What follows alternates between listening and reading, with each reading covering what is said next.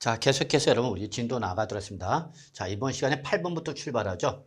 자, 그래서 손자녀가 조부모를 봉양하는 경우에도 즉 우리 손자가 할머니, 할아버지를 모시는 경우를 포함해서 각각 별도 세대로 간주하는 규정이 개정됐다는 거 한번 살펴보죠. 자, 그러면 우리 취득세에서 2주택 이상이 돼갖고 그죠? 여러분 취득세 중과 대상이 되는 거죠. 그래서 주택 취득 중과 대상이죠. 자, 그래서 취득 중과 대상이 돼서 8% 또는 12% 중과세 대상이 되는 거예요. 여러분 이거 꼭 기억하고 계시죠, 여러분? 예. 자, 이때에 요 취득세 중과 대상일 때 여러분 요는 바로 1세대 기준이죠. 그래서 1세대 기준이다. 이때에 요 세대에서 여러분 우리가 각각 별도의 세대로 보는 경우가 따로 있죠, 여러분. 그래서 같이 살고 있더라도 이거는 별도 세대로 보겠다 그죠. 자, 그 중에 하나가 바로 요거죠. 취득이 현재, 자, 여러분 여기 65세 이상이죠, 여러분. 그래서 65세 이상의 부모, 있죠. 물론 이때 부모 중에서 어느 한 사람이 65세 미만인 경우를 포함해서 이를 뭐하여, 여러분, 동거봉양하기 위해서 30세 이상의 자녀라든지 또는 혼인한 자녀라든지 또는 소득이 있는 이러한 성년인 자녀가 합가를 한 거다라고 하는 거죠. 그럼 그때는 우리 지방세법상 우리는 이거를 동일 세대로 보는 것이 아니라 뭐로 본다면 별도 세대로 보는 거죠, 여러분. 이때에 그 별도로 보는 세대 중에서 여러분 여기서 요 범위를 부모가 아니라 여러분 뭐로 바꿨다면 직계존속으로 바꾼 거죠. 그래서 직계존속 즉 여러분 요거죠. 부모님이 계시고 여러분 그다음에 조부모가 계신 거죠. 할아버지 할머니가 계신 거죠. 자, 그리고 자가 있는 거죠. 그럼 여기서 지금 종전 규정은 요 부모, 여기서 65세 이상의 부모를 동거봉양하기 위해서 합쳤다. 그러면 이거는 같은 세대를 구성하였더라도 별도 세대로 보겠다는 얘기죠. 그래서 부모님도 1세대, 자녀도 1세대로 보겠다. 그 얘기죠. 이때에 이 부모만 모시는 것이 아니라 누구를 모시는 거죠, 여러분? 예, 우리 할아버지, 할머니를 이 손자, 손녀가 모시는 것. 이것도 우리 별도로 1세대로 인정하겠다. 그 얘기입니다, 여러분. 그래서 여러분 여기서 부모의 개념을 부모에서 뭐로 바뀌었다 그러면 직계존속으로 바뀐 거죠. 그래서 배우자 직계존속을 포함하며 그래서 여러분 우리 시부모, 또는 뭐 장인, 장모 다 포함하는 거죠. 그리고 이 직계존속 두 사람이 모두 60세 이상, 65세 이상인 걸 요구하는 것은 아니죠. 두 분 중에 한 분만 65세 이상이 되면 되는 거다라는 거 잊지 마시고요. 그래서 여러분 주의할 거는 양도소득세도 여러분 있죠. 여러분 양도소득세도 우리 노부모 동거봉양, 양도소득세 노부모 동거봉양으로 인한 1주택의 예외 규정이 있었죠, 여러분. 이때 양도소득세에서 노부모는 몇 살이죠, 여러분? 60세 이상인 거죠. 그런데 여러분 취득세에서 부모는 여러분 65세 이상이라는 거 잊지 마시고요. 그래서 이렇게 부모님을 동거봉양하는 것은 물론이고 할아버지, 할머니를 동거봉양하는 경우도 인정한다 그 얘기죠. 이때에 요 자녀는 조건이 있죠, 여러분. 첫째, 몇 살 이상이 되거나 하면 30세 이상이 되거나 또는 30세 미만에도 혼인을 한 경우라든지 또는 30세 미만이고 미혼이라도 우리 국민기초생활보장법에서 규정하는 기준중위소득의 이상인 경우 이러한 조건을 충족한 자녀를 말한다는 걸 여러분이 좀 확인해 주시기 바라겠습니다. 여러분 아시겠죠, 여러분? 자, 그러니까 이런 경우죠, 여러분. 이번에 아들이 1주택을 취득한 거죠. 1주택을 취득했네요. 그리고 이게 어디에 있다, 여러분? 조정 대상적에 있는 거죠. 근데 아버지가 이미 1주택을 갖고 있는 거죠. 1주택을 갖고 있는 거죠. 그러면 이때 주택수를 따지는 취득자별 개념이나 뭐지? 그러면 세대별로 개념이죠. 그래서 아버지 명의로 주택을 하나 갖고 있는 상태에서 아들의 명의로 주택을 하나 더 산 거죠. 근데 그게 어디에 있다면 조정 대상적인 거죠. 그럼 이때에 우리 이 부모가 같이 살고 있다 하더라도 그러면 이때는 뭐가 되는 거죠, 여러분? 동일 세대가 되는 거죠. 동일 세대. 그래서 이때는 몇 주택이 되는 거죠, 여러분? 2주택이 되는 거죠. 2주택이 되기 때문에 이때에 1주택을 보유한 상태에서 그 조정 대상자는 자녀의 주택을 취득했기 때문에 2주택이 돼서 이때는 몇 프로면 8% 중과 대상이 되는 거죠. 다만 이때에 이 부모님이 몇 살 이상이면서 65세 이상이면서 요 동거봉양에서 합친 거다 그랬죠. 그럼 그때는 부모님도 뭐로 보는 거예요, 그러면 1세대 1주택으로 보는 거고 1세대 1주택으로 보는 거고 그다음에 자녀도 1세대 1주택으로 보기 때문에 이때는 8%가 아니라 몇 프로 여러분? 1%부터 3% 세율 적용받는 거죠. 이 부모의 범위에 누구도 포함했다 그러면 조부모도 포함했다. 그래서 부모님이 아니라 이렇게 할아버지와 할머니가 1주택을 갖고 있는 상태에서 손자가 조정 대상되는 주택을 취득해서 2주택이 됐더라도 이때는 각각 별도 세대로 보기 때문에 이때는 각자 1세대 1주택에서 1%또 3% 세율 적용받을 수 있다 없다? 있다. 그 얘기입니다. 여러분. 아시겠죠 여러분?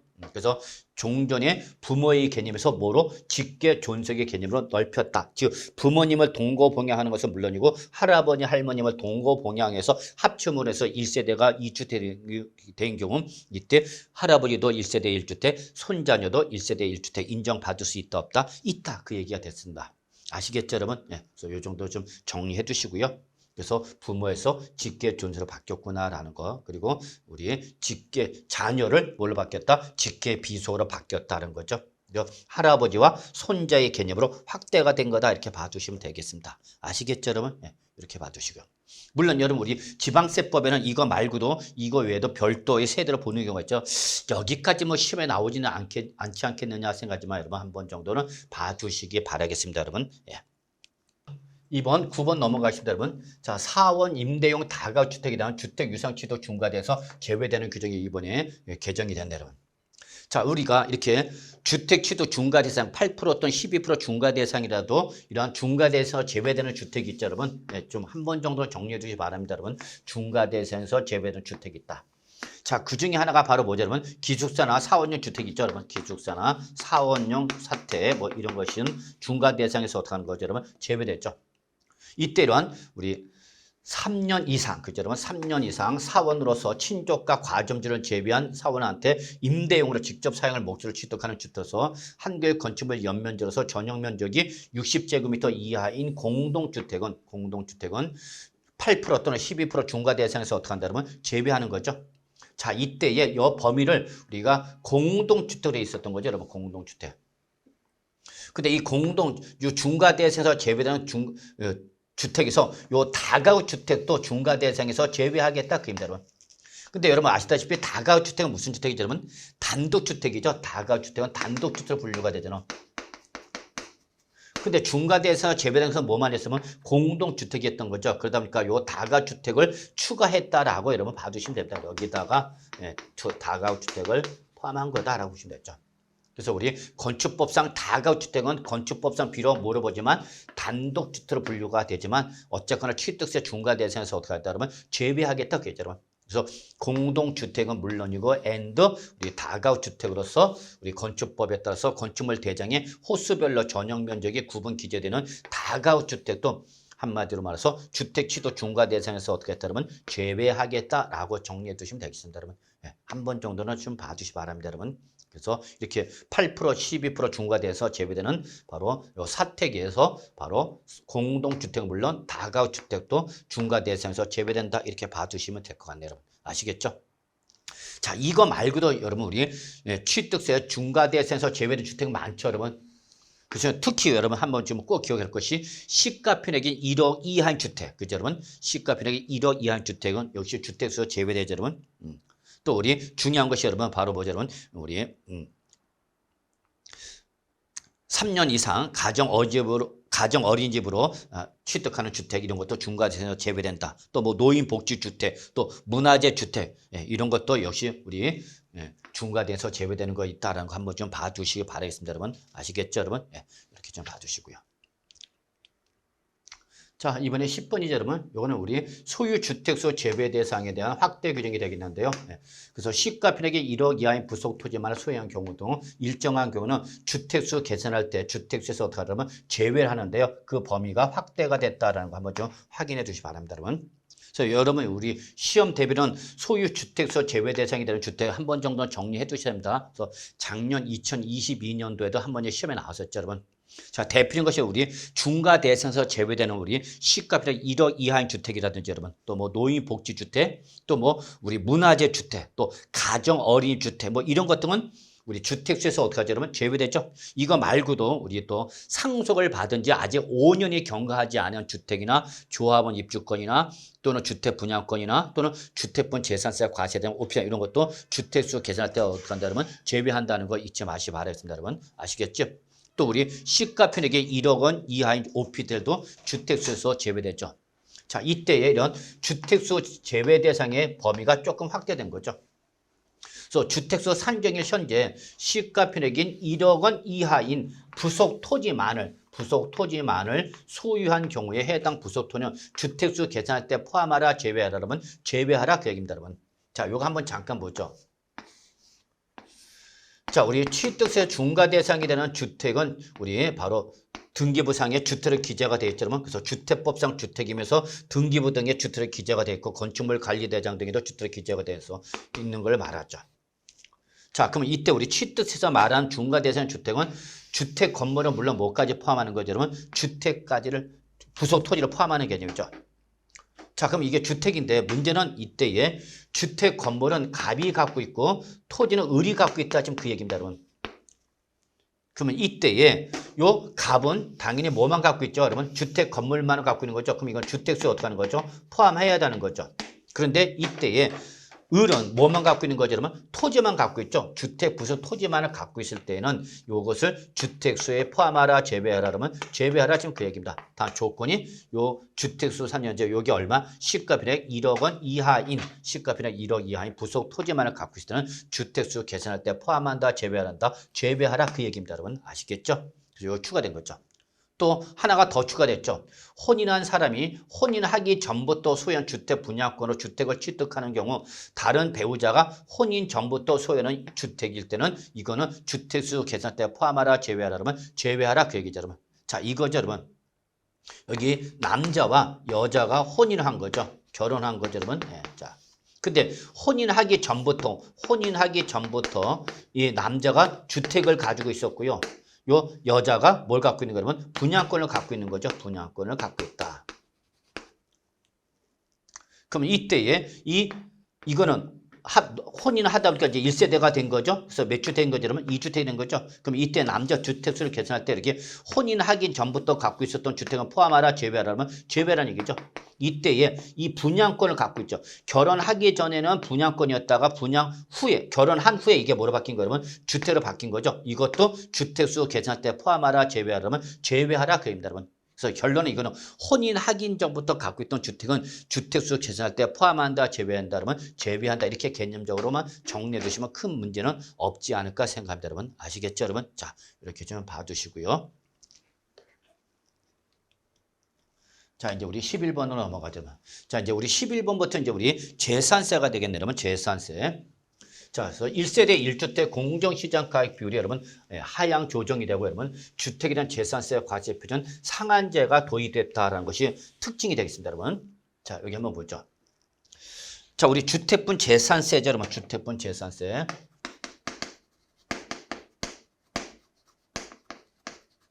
그럼 여러분 주택분 재산세 과세표는 어떻게 계산하는 거죠, 여러분? 바로 시가 표준에 곱하기 뭐가 되죠, 여러분?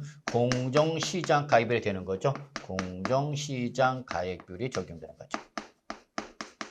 자, 여기 과표가 되는 거죠. 자, 여기다 이제 뭘 곱해서 여러분? 우리 세율을 곱하는 거죠. 세율이 곱해서 이제 뭐가 나오죠, 여러분? 바로 산출세액이 나오는 거죠. 주택분 재산세 산출세액이 나오죠. 그럼 이걸로 끝나는 것이 아니라 여기다 이제 뭘 따지죠, 여러분? 우리 세부담 상한선을 적용해야 되겠죠. 세부담 상한을 적용해야 되죠. 이때 주택일 때 세부담 상한은 몇 프로죠, 여러분?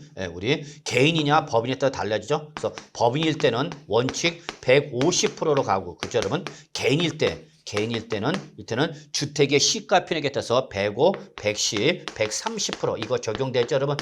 아주 중요하죠, 여러분? 이걸 여러분 전체를 꼭 기억하셔야 됩니다, 여러분. 아시겠죠? 자, 그러면 이때에 바로 요 주택의 공정시장 가액비율을 말하는 거죠, 여러분. 공정시장 가액비율. 자, 그러면 이때에 주택의 공정시장 가액비율은 우리 법률에서 규정한 거 보면 법률은 최저 몇 프로부터 여러분 40%부터 출발해서 최고 몇 프로까지 여러분 80% 범위 안에서 결정하죠. 이게 법률에서 규정하고 있는 거고 여러분 이 법률에서 정한 요 40%또 80% 중에서 시행령에서 규정한 거는 몇 프로가 되는 거죠, 여러분? 바로 60%죠. 60%. 다만 요게 우리 1세대 1주택일 때 1세대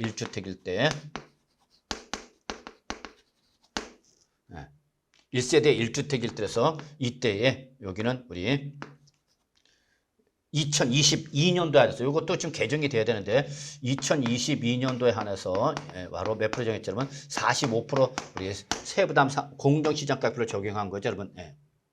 자, 이때에 바로 요 우리 특례세율 대상인 요 특례세율 대상이 1세대 1주택일 때의 공정시장가표는 바로 요거를 요 법률을 40% 80%가 아니라 요거를 몇 프로면 30%부터 70%로 낮추겠다 그입니다 여러분. 그래서 여기는 바로 요 공정시장가표 요 법률의 범위를 좀 더 하향 조정하겠다 그 얘기가 됐습니다 여러분. 그래서 여기서 이제 대통령으로 정하는 거죠 여러분. 그래서 결론은 우리 특례세율 대상인 것은 여러분 바로 보죠. 시가편액이 얼마죠 여러분? 9억 이하면서 시가편액 9억 이하인 1세대 1주택일 때의 공정시장가표는 40%부터 80%가 아니라 이걸 더 10%포인트 인하해야 된 10%포인트 인하된 30%부터 70%까지 범위 안에서 우리가 시행령으로 규정하겠다 그 얘기가 되겠습니다 여러분. 아시겠죠? 이렇게 좀 봐주시고요. 자, 그 다음에 여러분 우리 이제 주택재산세 과세표준 상한제가 도입됩니다. 과세표준 상한제죠. 세부담 상한선이 아니라 바로 과세표준 상한선을 적용했다는 겁니다.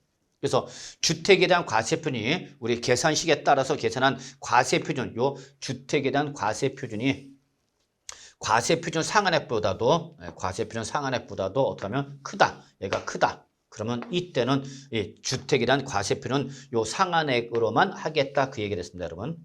그래서 이때의 결론은 우리 요 주택에 대한 재산세 세부담 상한선이 아니라 이제 요 세부담 상한선을 적용하지 아니하고 여러분 바로 요 과세표준에 대한 상한선이 올해가 아니죠 여러분. 내년부터 신설된다는 것 좀 여러분이 봐주시기 바랍니다. 그래서 요 과세표준을 계산한 거죠. 이 과세표준을 계산했더니 요것이 바로 우리 재산세 과세표준 과표 상한액을 초과하면 과세표준 상한액을 초과한다면 초과하는 금액은 있는 거고 없는 거고 요 과세표준 상한선을 바로 요 주택분 재산세 과표라라 그 얘기가 되겠습니다. 여러분 아시겠죠? 이때 여러분 여기서 과세표준 상한액은 어떻게 결정하는 거냐 여기 식이 나왔죠 여러분. 그래서 이거는 직전 연도에 해당 주택에 대한 과세표준 상당에 바로 직전 연도 과표가 나온 거죠 여러분. 여기다가 과세 기준일 당시의 시가표로 산정한 과표를에다가 우리 과세표준 상한율을 곱해서 나오는 것이 바로 과세표준 상한액이 되겠고요. 자 그럼 요때 요 상한율은 어떻게 나오는 거냐 하면 요거는 소비자 물가지수라든지 주택 가격 변동률이라든지 또는 지방재정 여건 등을 고려하여 최저 0%부터 출발해서 최고 5% 이내에 대통령 정하는 비율을 바로 상한율로 하겠다 그 얘기를 했습니다 여러분. 아시겠죠?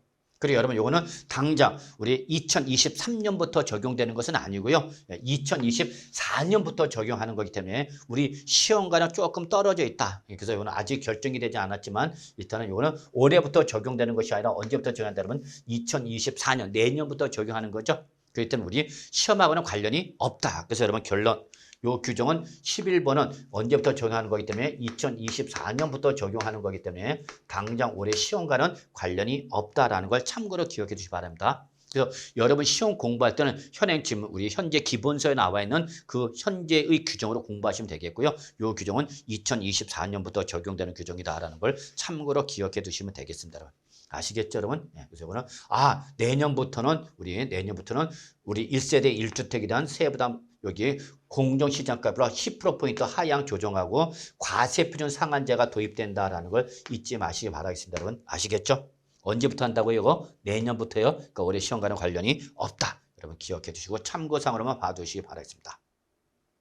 저 당장 요 과세표준 상한액과 여러분 과세표준 상한율은 당장 외우실 필요는 없을 것 같습니다. 아시겠죠? 자 이제 12번 넘어갈까요? 이번에는 재산세 세율 특례 대상인 1세대 1주택의 범위의 확대 한번 좀 살펴보죠.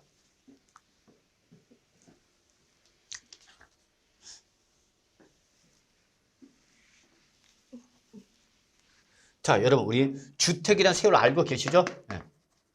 자, 주택 세율은 이렇게 구분됐죠, 여러분? 그래서 이제 별장 몇 프로? 그러면 4%. 그죠, 여러분? 그리고 별장을 제외한 주택일 때, 이때는 몇 프로죠, 여러분? 0.1%부터 0.4%까지 적용하는 거죠. 그래서 4단계 초과 누진세율이죠, 여러분? 4단계 초과 누진세율을 적용하는 거죠. 자, 그런데 여러분, 이제 우리 별장이 있다, 없다? 없죠? 이제 삭제가 된 거죠, 여러분? 삭제됐다. 당장 2024년부터 삭제가 된 거죠. 2023년부터 올해부터. 그래서 이제 올해부터 별점 구분한다 안 한다 안 하는 거죠, 여러분. 자, 그래서 기본적으로 우리 주택분지에 대한 재산세는 0.1%부터 0.4%까지 4단계 초과 누진세로 과세가 되는 거죠. 다만 이때 시가 편익이 얼마이면서 여러분 9억 원 이하죠. 9억 원 이하이면서 1세대 1주택이죠. 이렇게 할까요? 자, 단 요게 누구고 1세대 몇 주택이고 1주택이죠. 그러면서 시가 표준액이 얼마 여러분? 9억 원 이하가 되는 거죠. 9억 원 이하. 자, 그러면 이때는 여기서 0.05%포인트를 인하하죠, 여러분. 0.05%포인트를 인해서 최저 0.05% 포인트를 출발해서 0.35%포인트까지, 그죠, 여러분? 0.35%포인트까지 4단계 초과 누진세를 적용하는 거죠. 다만 여러분 이거는 우리가 영구적 규정이 아니라 2021년부터 그죠 여러분 몇 년간만 3년간만 한시적으로 적용한다라는 거 여러분 알고 계시죠 여러분? 예, 이거 꼭 기억해 두셔야죠. 이때에 요 주택수를 계산할 때에 1세대 1주택자냐 아니냐 주택수를 계산할 때에 요 주택수에서 뭐가 되죠 여러분? 제외되는 주택들이 있죠 여러분. 요 주택수에서 제외되는 주택이 있다는 거 여러분이 꼭 좀 기억해 두시기 바랍니다 여러분. 아시겠죠? 그래서 대표적인 것이 바로 이거죠, 여러분. 상속을 원유 취득해서 아직 상속해서 5년에 경과되지 않은 주택이나 조합원 입주권이나 주택 분양권 또는 뭐 우리 주택분 재산세 과세 대상이 오피되는 이건 주택수 계산할 때 포함하라 제외하라 그러면 제외하라 그 얘기죠, 여러분.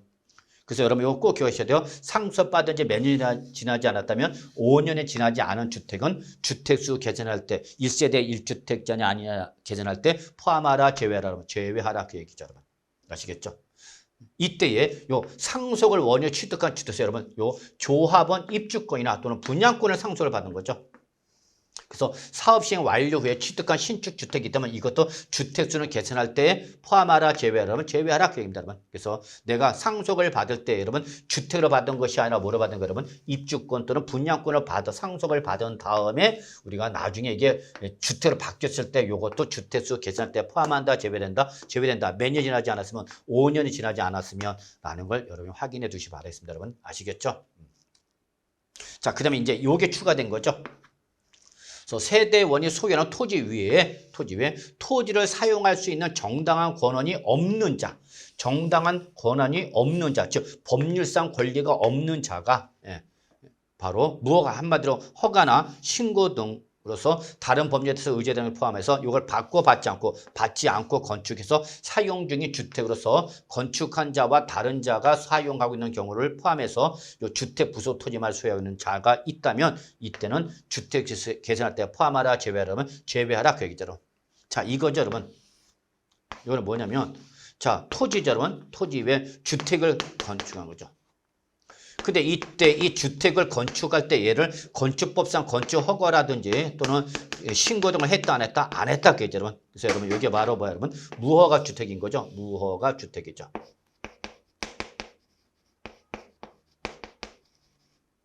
그러면 이때에 요 토지만을 갖고 있는 거죠 여러분 이 사람은. 그래서 요거는 누가 한 거예요 여러분? 예. 그래서 여기 토지만 갖고 있는 사람. 그래서 여기는 갑이 갖고 있고 여러분 이거는 누가 갖고 있는 거죠? 여러분 우리죠. 그럼 이때에 이 부속 토지만 소유하고 있는 자, 이 사람은 이걸 주택수 계산할 때 포함하라 제외하라 그러면 제외하라 그럽니다, 여러분. 그러니까 내 토지 위에 이 갑이 허가 등이나 신고 등을 받지도 않고 무허가 주택을 신축했다는 얘기죠. 그럼 결국 이것도 어쨌거나 우리 재산세 과세 대신 주택으로 보는 건데 이때에 이 토지만을 갖고 있는 을은 주택수 계산할 때 포함하라 제외하라면 제외하라 그 얘기입니다, 여러분. 그래서 결국은 내 토지 위에 누가 무허가 주택을 신축했을 때에 그 토지 수는 주택수 계산할 때 포함한다 제외된다 그러면 제외하겠다 그럽니다. 억울하죠, 여러분. 왜? 얘가 갑이 허가도 받지 않고 무허가 주택을 내 토지에 신축한 거니까 이때 그 토지도 원래는 주택수에 포함하지만 이거는 주택수 계산할 때 포함하라 제외하라 그러면 제외하라 그 얘기가 된다라고 정리해 두시 바랬습니다, 여러분. 아시겠죠? 네, 이렇게 놔두시고요. 자, 그다음에 이제 우리 세 번째 13번이죠, 여러분. 1세대 1주를 보는 경우죠. 한번 볼까요?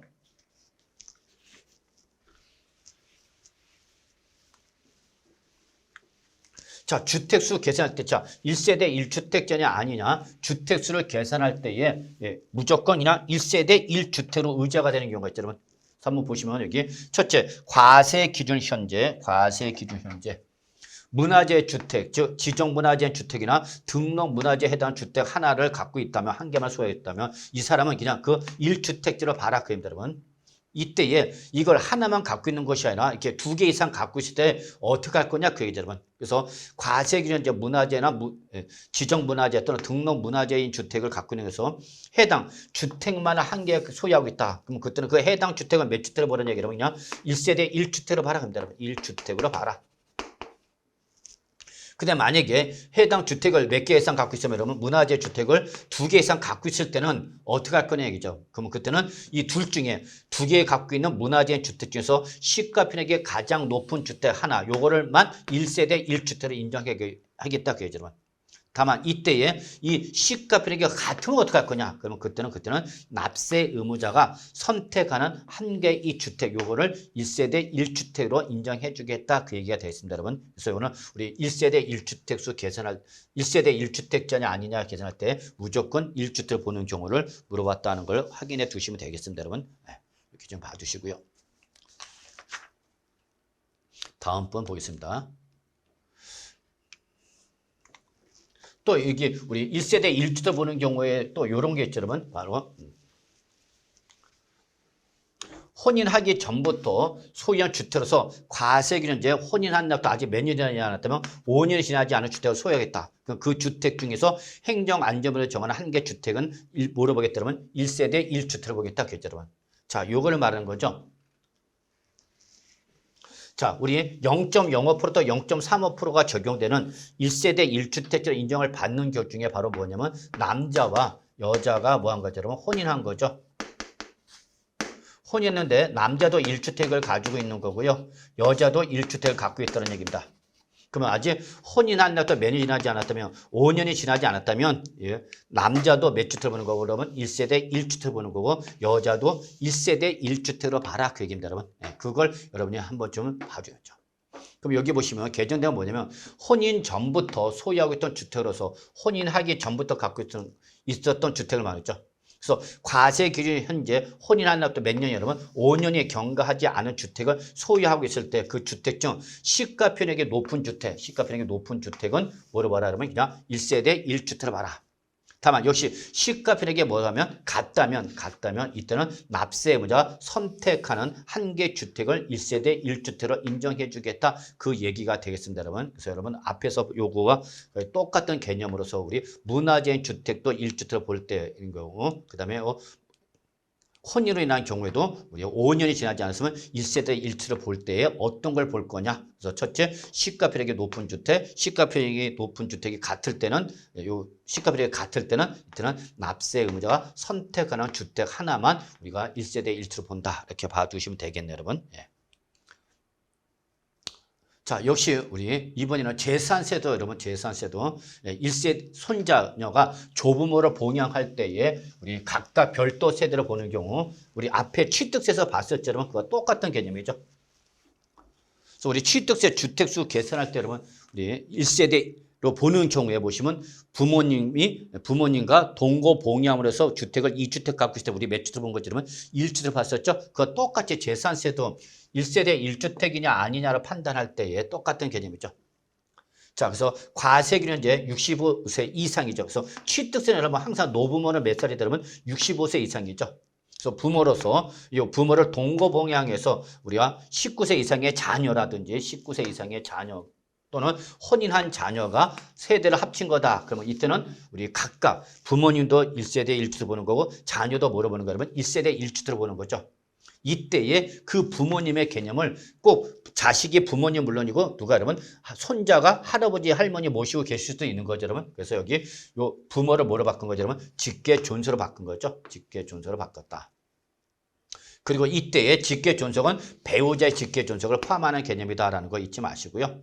그리고 이때에 자녀가 이제 뭐로 바뀐 거죠, 여러분? 직계비소로 바뀐 거죠. 그래서 이거는 취득세 똑같이 바로 손자녀가 누구 여러분? 조부모, 할아버지, 할머니 할아버지, 할머니를 동거봉양하는 경우에도 각각 우리는 부모님 요거 따로따로 1세대 1주로 본다. 그 얘기가 되는 거죠. 그래서 이건 뭐와 똑같다 그러면 취득세와 똑같이 재산세에서도 동일하게 적용되는 개념이다라는 걸 확인해 두시면 되겠습니다. 여러분 아시겠죠?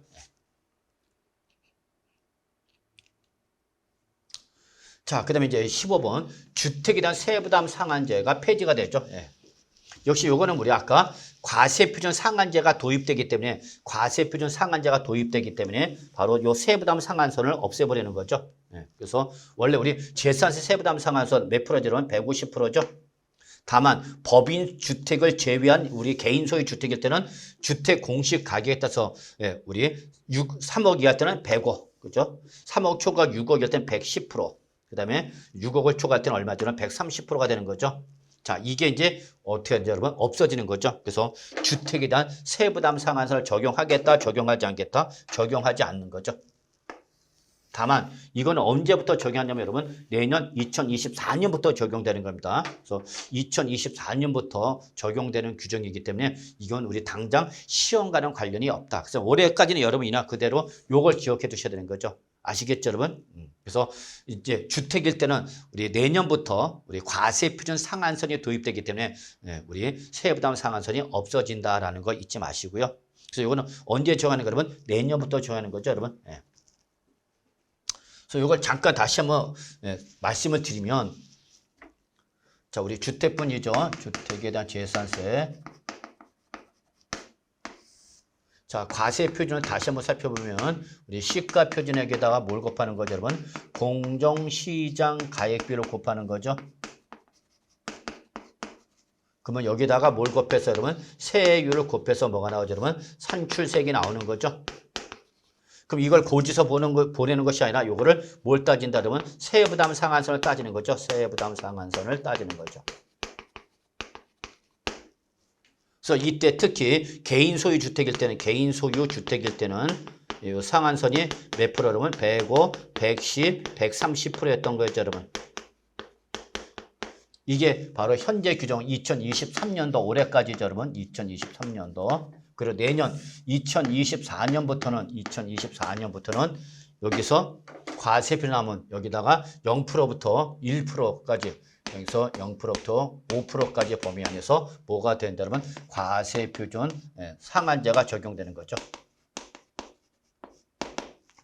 그러니까 올해 이제 2023년도 과표가 나면 내년 2023년도 요 과표의 최대 0%부터 5% 이내에서 상한선이 결정되고 이 이하일 때만 인정을 받는 거죠.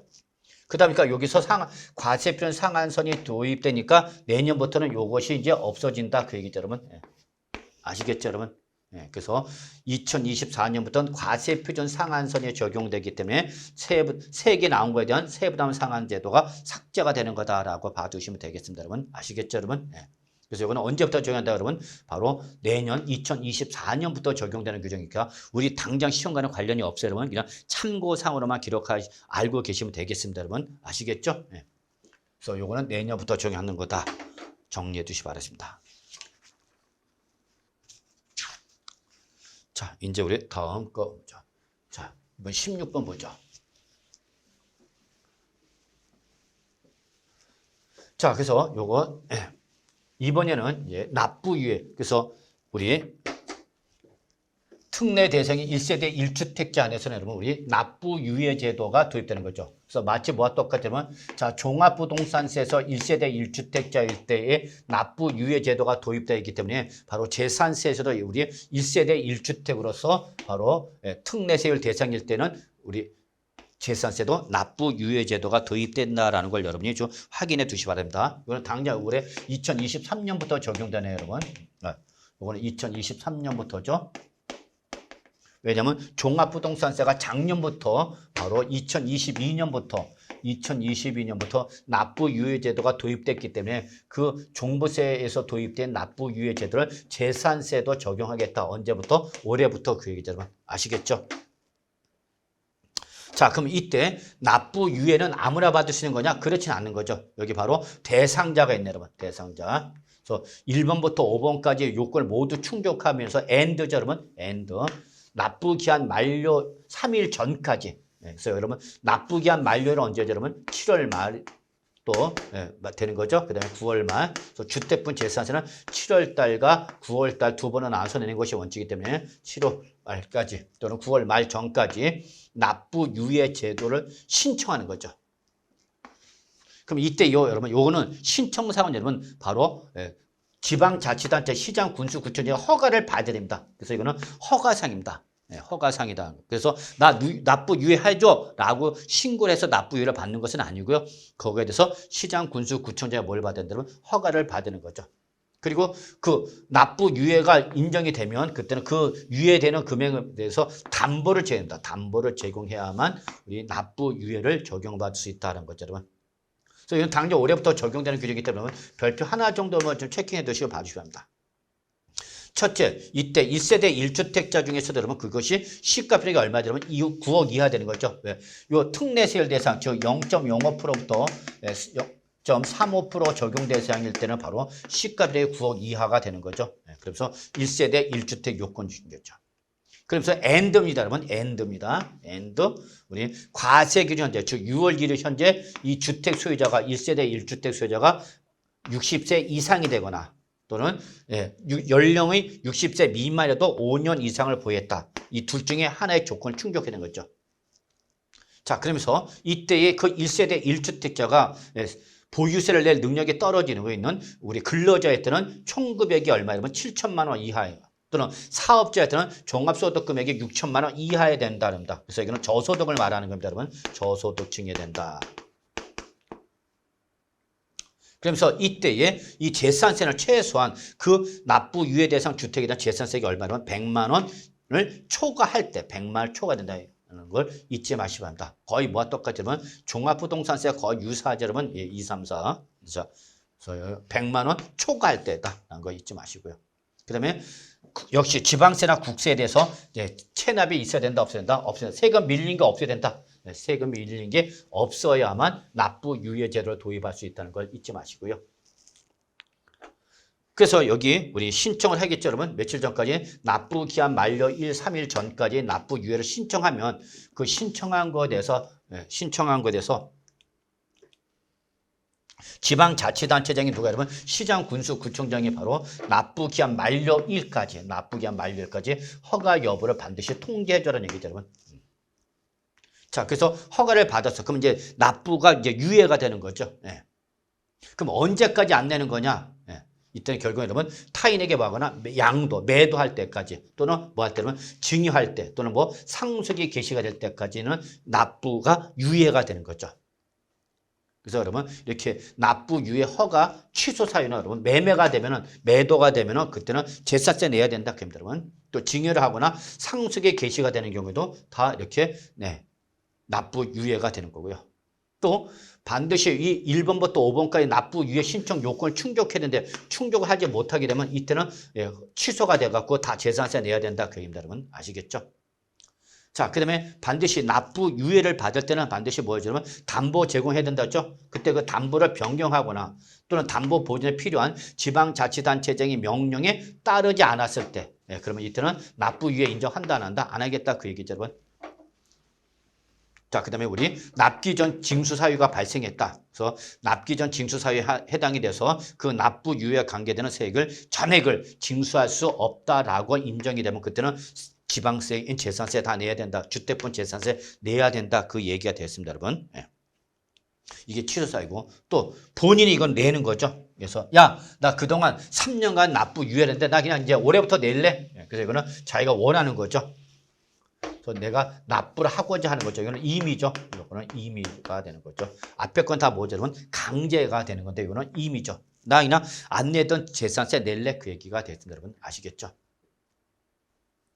자, 이때 지방자치단체장은 납부 유예 허가를 하고자 하면 취소를 하고자 한다면 그때는 납세 의무자에게 그 사실 어떻게 했죠, 여러분? 즉시 통지해줘라. 그럽니다. 너 더 이상 납부 유예 인정 못하겠어. 재산세 내야 돼. 라고 통지해줘라. 그럽니다, 여러분. 물론 납세 의무자가 만약에 뭐했다 그러면 그 납부 유예를 받아 사망에 했을 때는 그때 당연히 누구 상속인 또는 상속 재산 관리인에게 즉시 통지해 주는 거죠. 그래서 우리가 상속에 게시가 되면 납부 유예가 취소가 된다고 그랬죠, 여러분. 그때 그 사망에 따른 상속인이나 상속재산 관리대 통지조랍니다. 그 만약에 납부 유예 허가를 취소를 받으면 그때 납부 유예 받은 세액이라든지 그다음에 이자 상당의 가산액이 징수가 된다는 거죠. 예, 그래서 납부 유예 허가 취소가 되면 그동안 안 냈던 세금하고 이자 상당에 붙는다는 거 잊지 마시고요. 자, 그다음에 납부 유예를 허가를 받았다.